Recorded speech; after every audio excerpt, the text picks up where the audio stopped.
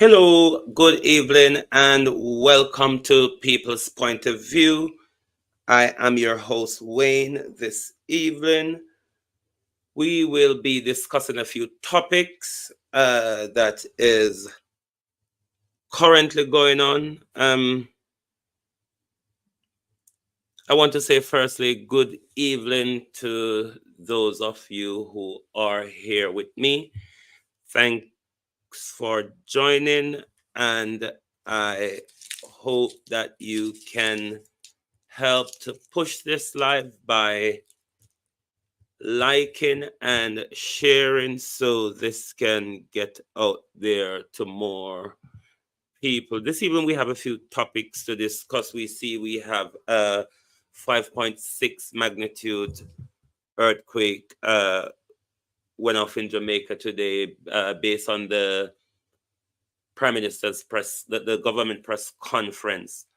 9 parishes were affected. My very parish in St. Elizabeth felt the tremor as well, but as we can see, Kingston, some places are a little bit rattled. We're also going to ask the government for some update on the pipe bomb scenario, because for such a alarming issue, we have not seen them come out with further update. I was it's probably there and I haven't seen it. I was checking today to see if there's any update with regards to that, and I couldn't find any update. One of the things I saw in one of the report is they're saying the house which the devices were found are used by known criminals.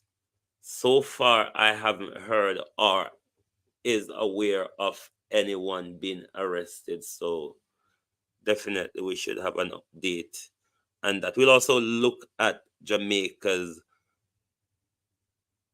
controversial, not even controversial, disgraceful silence and barbarity at the UN. We'll further question the Jamaica-Israeli US relationship, and of course, the catastrophe unfolding in Gaza as we see the Israeli Defense Force has started a ground offensive. So that is a major development, something to keep an eye very much on.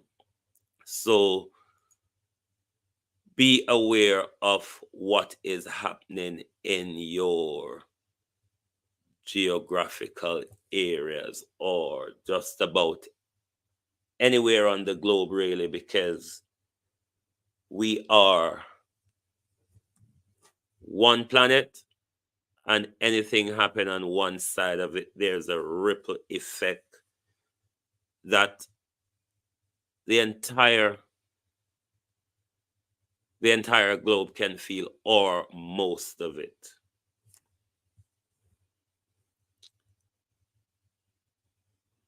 Onto the pipe bomb issue. As we say, the government ought to give us some update. This is a worrying and frightening development in our country. It's not like it has not things like that. This haven't surfaced before, but not to this magnitude. And since the siege, we have not heard much. We have not have much update as to how the investigation is progressing. Yes, we know the forensic side of things will take a bit of time, but in issues like this, we need an update from from the government and from Minister National Security Commissioner of Police. We need an update. This was on the 16th. We're what, 2 weeks gone now? So we are due an update on this. So people at home, you know, you should be pressuring your MP and your councillor to say that you need answers from the government as to, are we at risk? How great the risk is? Who are the parties that are possible being looked at, if they can say at this point? But we need some form of update to see how the investigation is progressing, because this is something of great concern. So people at home, you need to get onto your MP and start asking them for update. This is how you put your MPs and councillors to work. On issues like this, you put pressure on them, so they put pressure on the government. So take this as a great concern, that you must understand what the risks are. Don't just leave it like that. You need to know what the risks are. There could be a lot more of these things out there. You know what I mean? The fact that they've found some already, it doesn't mean there isn't a lot out there. And these things can cause havoc, because they've been used before, at least in London here, where I live. They've been used in Brixton, I think Hackney, and I think there was probably some involvement during the underground bombings as well. So these and in those explosion, to my head, I haven't got the figures now, but quite a lot of people lost their life, especially the ones that happen on the underground. So these small explosive can really, really cause havoc. And as I said, our healthcare in Jamaica is just not geared or ready or prepared for anything of this sort. We're just not ready infrastructure wise, especially on the healthcare paramedic front. So we need to be, as I said, alert but not alarmed. Well, today we see a tremor in our island, and it has caused some damages in some area. This photograph you're seeing on screen is the cement factory. I think I've got a few clips here. Is a cement factory collapse under the tremor. Just bear with me here. I'll just play all these little snippets for you.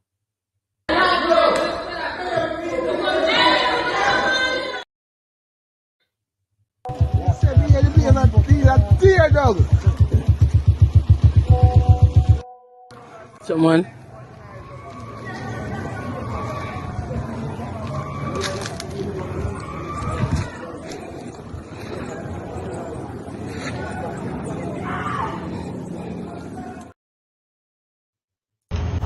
Earthquake in Kingston. Cement factory collapse. Cement factory collapse. Big earthquake downtown.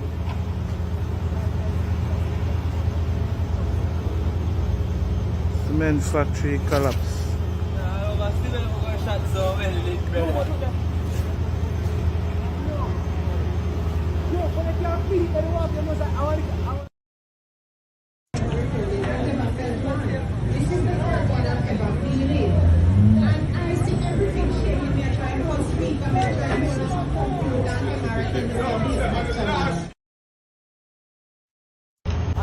Earthquake in Kingston. Yo, Biggest earthquake this man. yo, man, I'm free. No, What's the earthquake like this yet? Chairman. Yeah, this one is what it. Yo, I dance, building a dance. Building have a drop. Yo.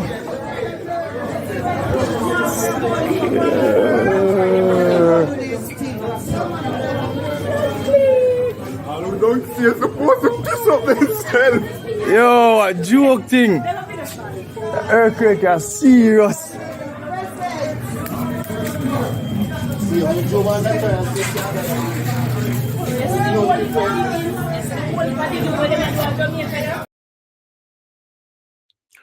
Well, this was an earthquake that caused quite some damage, unlike we've seen in Jamaica before.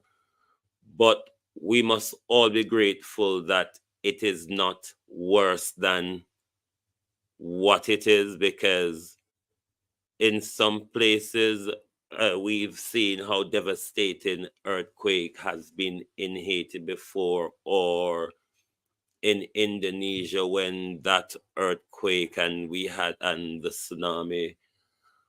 What year was that? 2006 December, I think. I'm not sure of the year, but it was December. So we have to be grateful that it's not worse than it actually is. Tonight I won't be very long with you because honestly I've been working all day. I was at work until 10 o'clock and I recently got home, so I'm gonna go through a few things with relation to Jamaica and their vote. Now, Jamaica, we all see what's happening in Gaza. And there was an emergency vote at the United Nations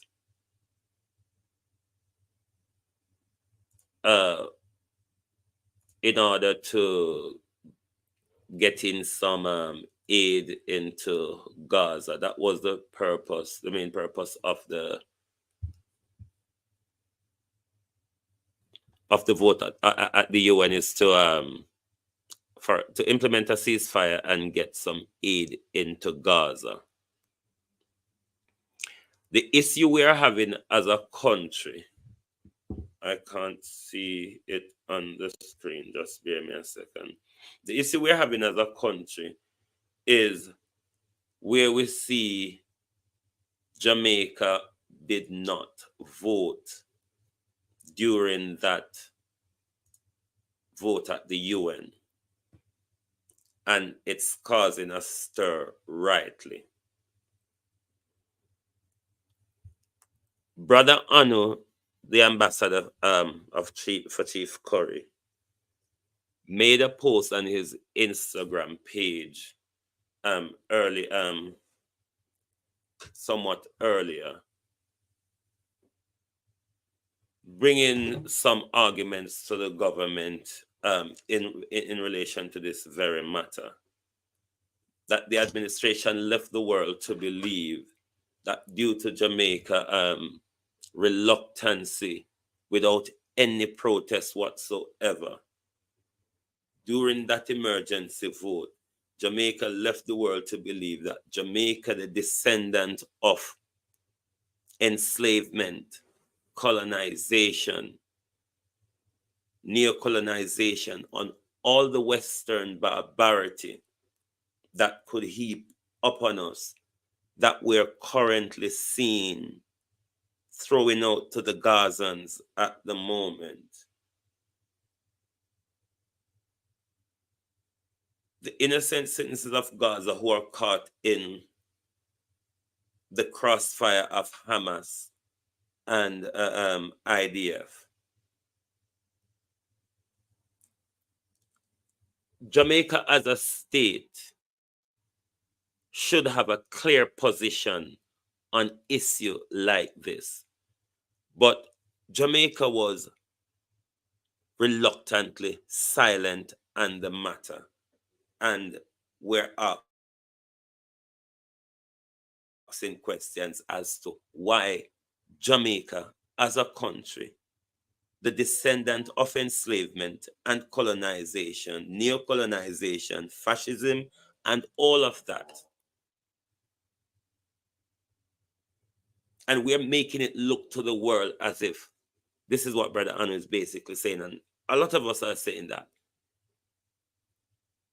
Jamaica's behavior at the UN make it looks to the world like we don't care about human rights, or we don't care about what is happening to women, innocent women and children in Gaza.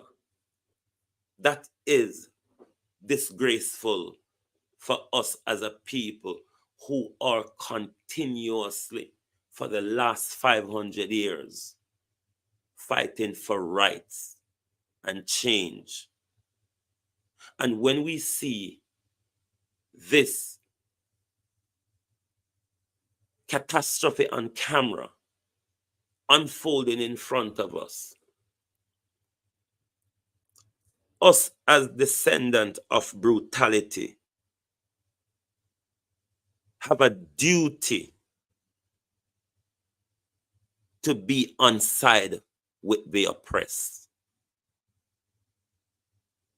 If we cannot call out Israel and human rights abuses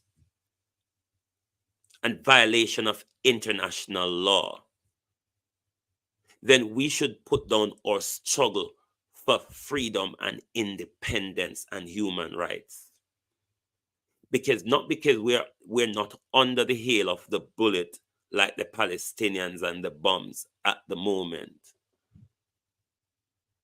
We can be subjected to any form of devastation at any time. Look at the amount of pipe bombs that's been found on the island. So Jamaica has shown double standard, huge double standard. Yes, I see where the Caribbean Journal is saying the Jamaican government condemned the bombardment of Gaza. But time and time again, we see the government come out and condemn hate. We accept that. But we are saying when it comes to the unfolding catastrophe, hospitals have been bombed, universities, clinics, people's homes. And the vote is for a ceasefire to bring in aid for dying children. And Jamaica turn a blind eye willfully. After Brother Anu made his Instagram post, dear old Johnson here, and I want to remind Kamina Johnson, remember when you speak that attorney at law and retired FBI agent Wilford Rattigan is listening to you. Always remember that when you speak. What Kamina seemed to be trying to fool us to say, she appreciates the concern, blah, blah, blah, blah, blah. The situation in the Middle East demand unfiltered global voices, human rights violation, while respecting state right to self-defense within the parameter of international law. Jamaica, as chair of CARICOM Caucus ambassador at the UN, was actively engaged in discussion concerning the Jordanian resolution, and not only collaborated on the CARICOM statement, but led its drafting. The statement was delivered by our permanent representative, Ambassador Wallace, from the podium in the General Assembly during the debate on the issue. Prior to the vote, I shared this statement on social media, hoping it would provide clarity on Jamaica's position, given its clear alignment and support of the Jordanian resolution. Here is the bit that really, really confused me. And if anybody can help to give me clarity on this, because this confused me. While a technical cross communication led to Jamaica representative not voting, or statement on the UN General Assembly floor on behalf of all CARICOM members states unequivocal support a peace resolution of the conflict, humanitarian aid, and victims of war, and the release of hostages. Jamaica foreign policy unquestionably rests on robust principles and democratic values, which guide our stance in the increasing dramatic and complex global landscape. What sort of cross communication? The Jordanians vote. You say it was a cross communication between the CARICOM representative and the Jordanians, but the Jordanians vote at the UN. So how is it that the cross communication did not prevent the Jordanian representative from voting, but it prevented Jamaica from voting? Why is it that of all the countries there, Jamaica just didn't vote? Is it because you all was gonna plan this excuse? Because there is no way we're going to accept that a cross communication. Who was the cross communication that the CARICOM representative? Who was the CARICOM representative communicating with on the Jordan resolution? Because the Jordanian voted. So you need to clarify who the CARICOM representative was caught up in cross communication with, so they couldn't get to vote. We want to know exactly which country they were in caught up in the cross communication with, because we want to see if those countries voted or abstained. We want to see if they voted yes, no, or abstain. So you need to come back to the public and let the public know who Jamaica was in the cross communication with that prevented Jamaica from voting, which was a very quick vote. So whatever the cross communication was, the representative could have gone and done that quick vote and go back to their communication, because that vote, even though it's not legally binding. It has no legal force behind it. The UN or the Security Council cannot enforce it because there's no legal force behind it. And we all know Israel does not respect anything that comes out of the UN or the Security Council. They've never shown to done so. There's about 30 odd UN resolution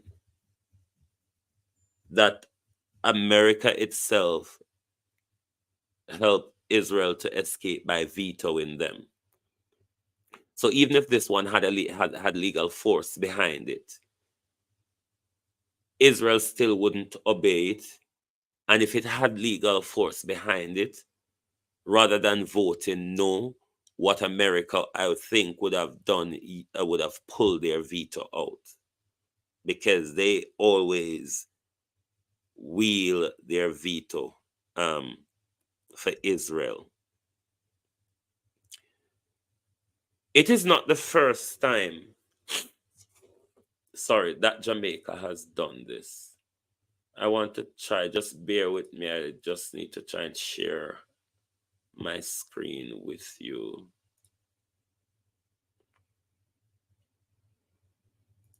I want to share a screen with you.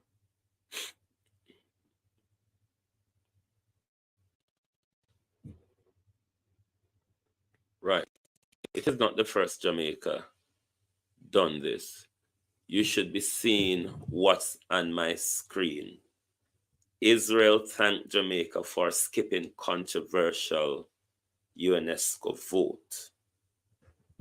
Netanyahu welcomed Kingston refusal in October. That would have been October 2016, because this article from the Israeli Times was written January 15, 2017. So here they would be talking about October 2016. That would have been possibly just, when did Holness win the 2016 election? But it would have been possibly him then. And then on his visit to Israel in 2017, then Netanyahu was thanking Jamaica for avoiding that controversial vote. So Jamaica has played this game before, which leads me to ask, and which should have all of us asking, what is the relationship between the state of Israel and Jamaica? Why Jamaica seemed to be, hold on, sorry, I just realized that was the screen I was talking. I just realized you weren't seeing the right screen. Yeah, so it's not the first. Just let me bring back down the... Yeah, so it's not the first that Jamaica has done this. They have done it before. So that should lead us to ask our government, what is the relationship with Israel? Why you're showing double standard on human rights issue, grave human rights issue, and Jamaica is showing double standard, turning a blind eye to human rights abuses, turning a blind eye to violation of international law. We cannot, because our government represents, our administrator represent us, the government. We, the people, are the government. They are our administrators.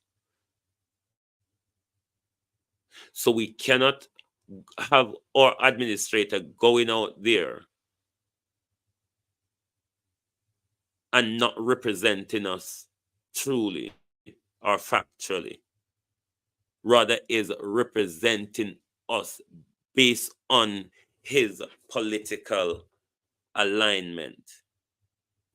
And it's not just an attack on the JLP.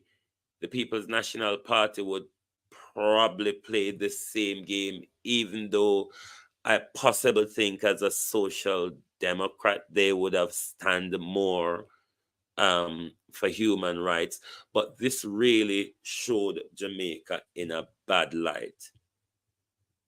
And as we see, it's not the first Jamaica stuck up for Israel on controversial issues.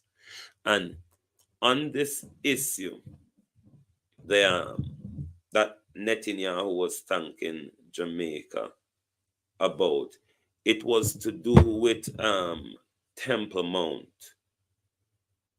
Temple Mount is a hill in the old city of Jerusalem. It's a holy site for Judaism, Christian, and Islam. So the vote in the US in UNESCO,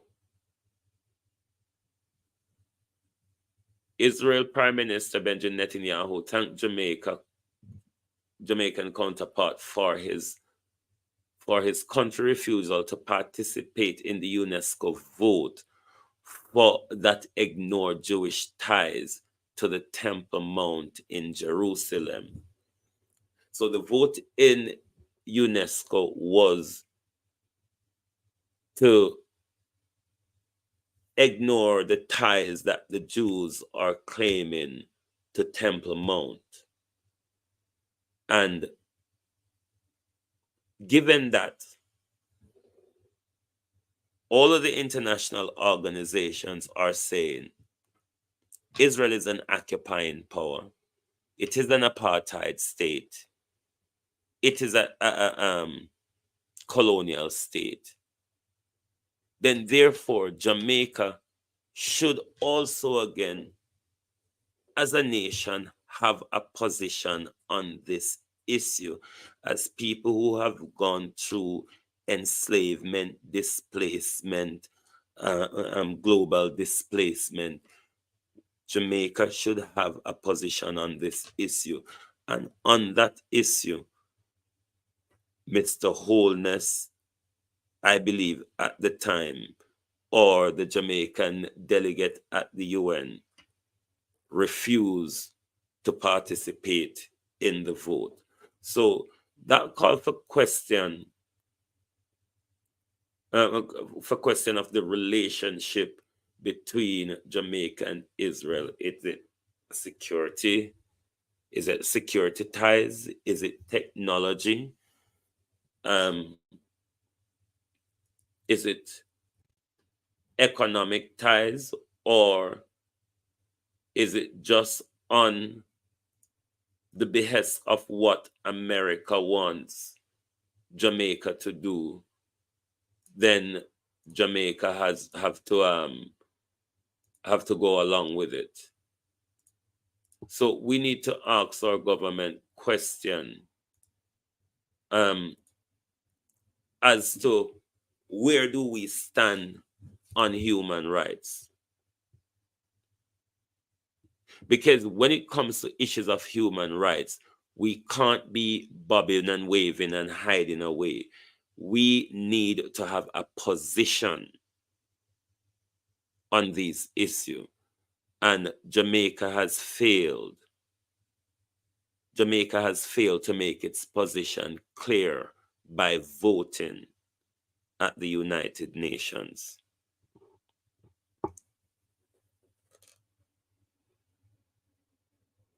If it is that Jamaica has to go vote the way the US wants Jamaica to vote, then it means, as I always say, we don't have any democracy, because as a country we can't take our own position on issue like that. Remember, President Biden said this, 19. We stop those of us who support, as most of us do, Israel in this body, for apologizing for our support for Israel. There's no apology to be made. None. It is the best. Were there not an Israel, the United States of America would have to invent an Israel to protect her interest in the region. The United States would have to go out and invent an Israel. So, in this new catastrophe, is President Biden saying, you all have to come along with me, or you will face economic sanctions, or you will lose out on something if you don't come along with us? Because if you look at all the countries, look at the African countries, they voted proudly in support of the resolution. I am also surprised a country like as Guatemala could have voted against the resolution. That was shocking. To me, that was shocking that Guatemala voted against that.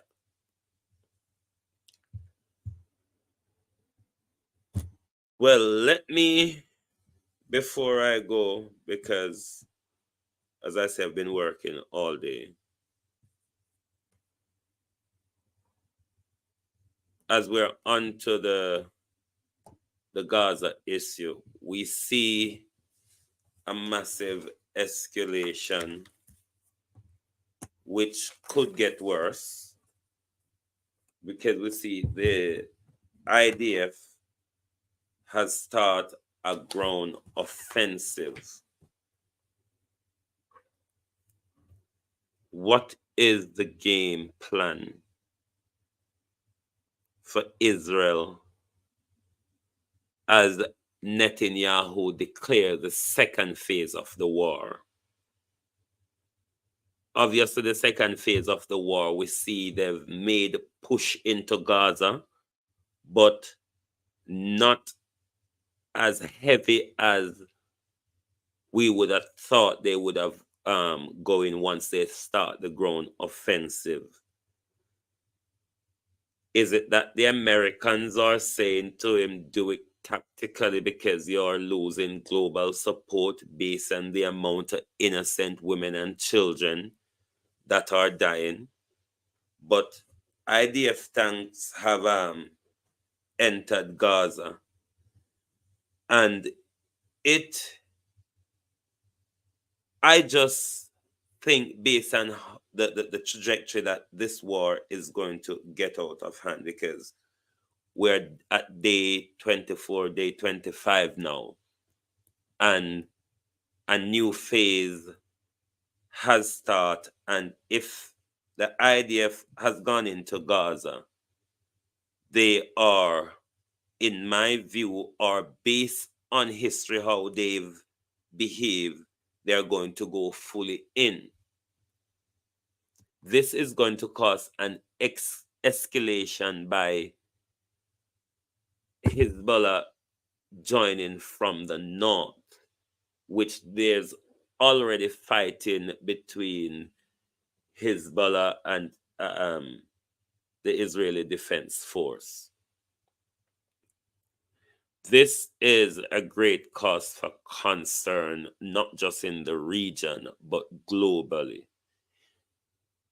If this thing gets out of hand, a lot of countries could get drawn in. Hezbollah getting into the war is almost likely going to draw the Americans in with some aerial attacks, probably in Syria, Iran, We see 1 and 2 of that happening already, but more on a full-scale basis. If Iran and America gets into a confrontation, it is going to definitely spill out of control.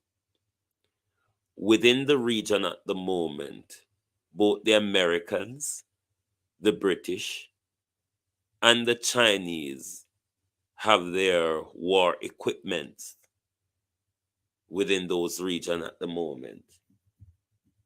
If Iran comes under serious attack by the United States, I'm of the view that Russia will not stand on the sideline and fold their arm. And if that happens, it's going to be a nasty, massive escalation, which, if not contained, we could end up in a Nagasaki, Hiroshima situation, because Israel has nuclear weapon. It is said Iran has nuclear weapon. America has, Russia has, China has, Britain has, France has.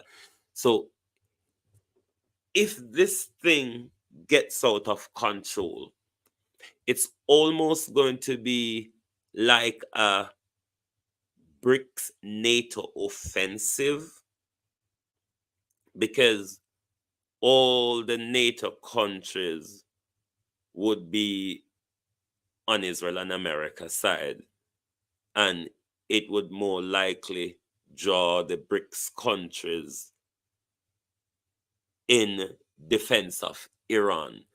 So this is why issues like these at the UN is important, and everybody have their independent stance rather than is being coerced or threatened to not vote, to vote in a particular way, or to abstain, to not even attend the issue at all. So this is a massive development which we need to keep focus on, because if such a nasty war starts in our world, a lot of country will be affected. The globe will be further affected, but a lot of country will be affected, because it will be some major powers with deadly weapons that are going against each other. Even though the UN, as I call them, International Organizations of America, the UN really doesn't have any power if America doesn't want it to do much, because especially the Security Council that deals with war and peace, unless America wants something to happen within that council, it doesn't really get happens, because the 5 permanent nuclear members, which is Britain, France, Russia, China, America, they all have a veto power. And they've always been using those vetoes as tit for tat. And as I said earlier, America has used theirs to protect Israel a lot of time. A lot of time. America has used their veto power to protect Israel from obeying any resolution that comes out of the Security Council. Israel is in violation of countless countless of resolutions from the Security Council. Likewise, they are in violation of human rights, international human rights, and international law. Whenever time there is a siege like this in Gaza, because this thing tend to flare up every 10, 6, 4 years, you have another one. But this one, in our modern time, this one looks nastier than the ones we've seen in the last 20 years. For me, this one looks nastier than the ones I've seen in the last 20 years. But in 2023, the systems that were designed after World War II to prevent global conflict isn't working. And it's based on these veto powers. The veto power for the Security Council to work, the veto power needs to be removed, and it's done on a majority vote. Because with the power of the veto, if the vote is on Israel, America is going to almost veto it. If the vote is on Russia, Russia or China is going to almost veto it. So that game has been played in the Security Council time and time over. And this is why in this unfolding issue, the Security Council really doesn't work. One, because of the veto power, and two, because of how America can protect Israel not to comply, even if it doesn't have a legal force behind it. Even when it has legal force behind it, America still stand aside and allow Israel to continuously violate those resolutions, as well as human rights and international law, the laws of the Geneva Convention. There's so much violation, and we're seeing it right in front of our eyes at the moment. Now, IDF, based on how they're acting since they've gone in, it seems as if they want to isolate Hamas tunnels before they carry out further offensive. But my appeal to President Biden tonight, even though you said if there wasn't a Middle East in an Israel in the Middle East, America would have to create one. Yes, there is an Israel in the Middle East, and there can be an Israel in the Middle East, but it can be a peaceful Israel, an Israel that respects human rights, international law, and resolutions that come out of those international bodies. The only person can stop this bloodbath in Palestine is President Biden. President Biden is the only one that can stop Benjamin Netanyahu from carrying out further acts of genocide. It is 2023. The world is watching. And we are seeing an Nakba live on camera. I want to thank you all for being here with me this evening. my voice is going because, as I said to you, I came down with the flu earlier on in the week. Thank you very much for being here. If you haven't yet subscribed, please subscribe to the channel. Tell your family, friends that Global TV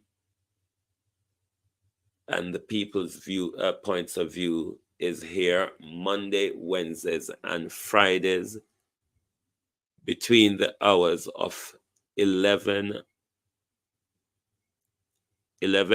p.m. to 1 a.m. UK time. Thank you very much for being here, and I will certainly see you on Wednesday evening. Thank you very much.